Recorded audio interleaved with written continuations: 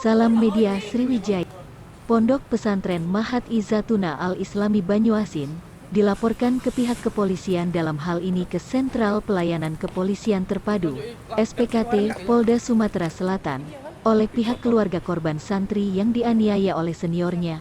Pondok Pesantren Mahat Izzatuna dilaporkan dengan bukti laporan nomor STTL 649/2022 SPKT Polda Sumsel, Selasa, tanggal 25 Oktober tahun 2022. Kami kuasa hukum dari Ibu Ermawangi selaku orang tua dari korban atas nama Muhammad Fakih Taqwa Harahap yang merupakan peserta didik atau santri dari Pondok Pesantren Mahat Izzatuna Al-Islami Banyuasin, yang dalam hal ini kami hari ini berkoordinasi meninjau sudah sampai di mana laporan yang telah kami sampaikan ke Polda Sumsel tertanggal 25 Oktober 2022 dengan nomor laporan pidana 649 yang tentunya sudah diterima oleh SPKT Polda Sumsel.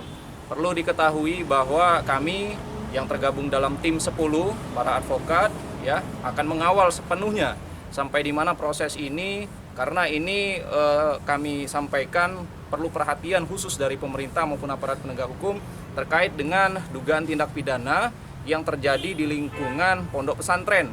Dan memang beberapa belakangan ini kita tahu ada kejadian yang serupa, sehingga hari ini kami mohon kepada pemerintah dan aparat penegak hukum untuk serius menanggapi permasalahan ini. Fakih, anak dari Ibu Erwangi, yang kami kira dan patut kami yakini hal yang jujur, karena anak ya, kami berharap sekali kepada pihak kepolisian untuk melanjutkan kasus ini ya.